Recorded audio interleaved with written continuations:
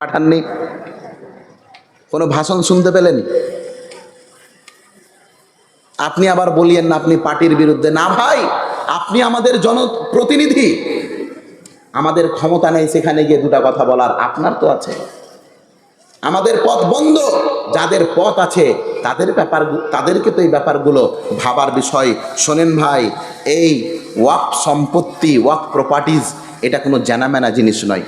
আজকে যদি এই বিল পাস হয়ে গেছে, এটা যদি হয়েই থেকে যায়, একদিন যেই ব্যাটার বয়স এখন 4 বছর 5 বছর, এই ব্যাটা যখন 30 বছর 40 বছরের হবে, তখন আপনাকে আর আমাকে গালি শুধু দিতে থাকবে।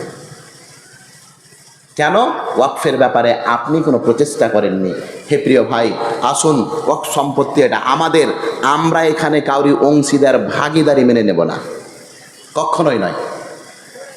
এইবার আমি চট করে 2-4টি ওয়াকফ বিলে এরা পরিবর্তন কি নিতে আসছে, কি পরিবর্তন করতে চাইছে, অনেকগুলি, প্রায় 14টা পরিবর্তন এরা করেছে, অলরেডি করে দিয়েছে। যেটা বললাম, সিল সহি মোহর বন্ধ হয়ে গেছে। 14টা পরিবর্তনের মধ্যে 2-1টা পরিবর্তন শোনেন। আগে যেটা ছিল সেটা হচ্ছে ওয়াকফ প্রপার্টি মুসলমানদের। কাদের বলেন তো? মুসলমানদের যদি হয় তো দায়িত্বশীল কারা হবে?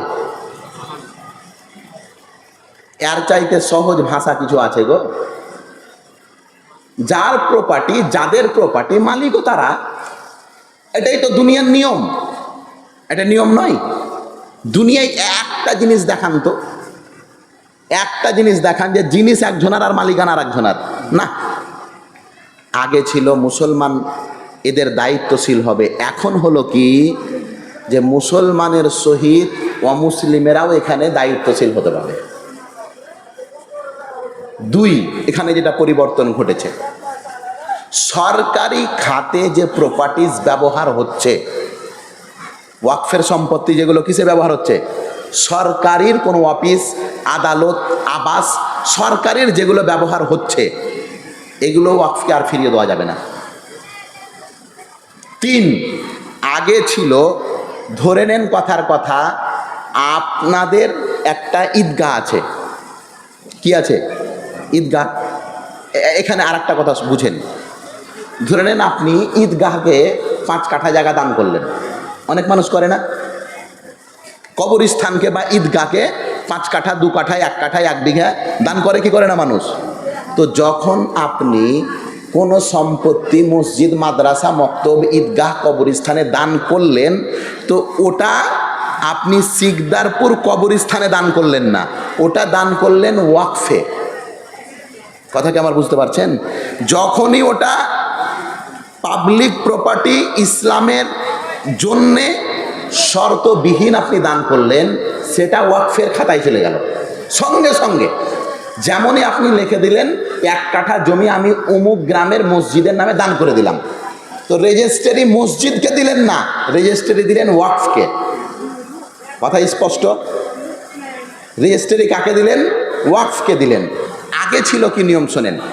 ধরে নেন আপনাদের ঈদগাহ আছে 10 বিঘা, কথার কথা, ভালো করে শোনেন, এটা ঈদগাহ আছে কয় বিঘা? 10 বিঘা। আগে ছিল কি, যদি আমি দাবি করি যে এই 10 বিঘা তোমাদের ঈদগাহের মধ্যে 5 কাঠা কিন্তু আমার জায়গা আছে, এরকম দাবিদার হতে পারে কি পারে না? কথা বলেন, পারে। তো আগে নিয়ম ছিল, যে দাবি করবে তাকে দেখাতে হবে প্রমাণ। ওয়াকফ দেখাবে, ওয়াকফকে দেখাবে, দেখো ভাই তোমরা যে এই কবরস্থান তৈরি করেছো, এখানে 5 কাঠা জমি আমার, এই যে আমার দলিল। বুঝতে পারলেন? এটা ছিল আগে নিয়ম। এখন নিয়ম কি, যদি আপনার ঈদগাহ বা কবরস্থানে আমি দাবি করি যে এখানে 2 কাঠা জমি আমার আছে, তাহলে আপনাকে প্রমাণ করতে হবে যে এটা ওয়াকফের সম্পত্তি, তোমার নয়। বুঝতে পারলেন না?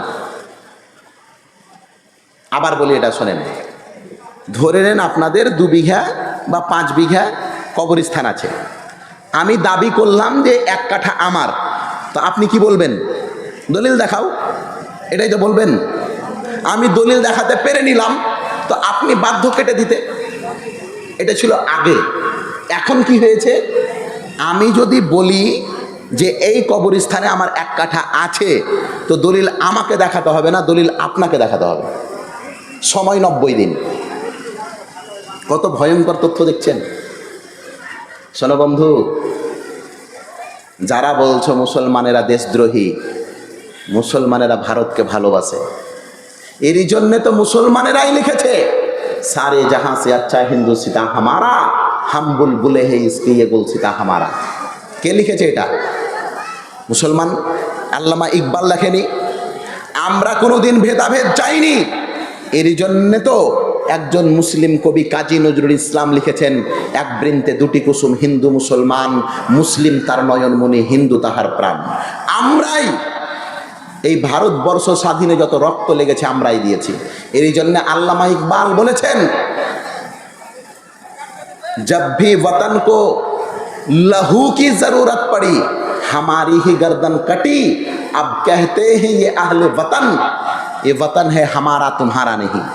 ভারতকে যখনই রক্ত লেগেছে আমরাই সবচাইতে বেশি রক্ত দিয়েছি, আর আজ তারা আমাদেরকে বলছে যে এই ভারত হচ্ছে আমাদের, এই ভারতে তোমাদের কোনো অংশীদারিতা নেই। প্রিয় মুসলিম ভাই, আমি আপনাদেরকে স্পষ্ট যে কথা বলতে চাইছি, ওয়াকফ প্রপার্টি এটা হচ্ছে মুসলমানদের নিজস্ব সম্পত্তি।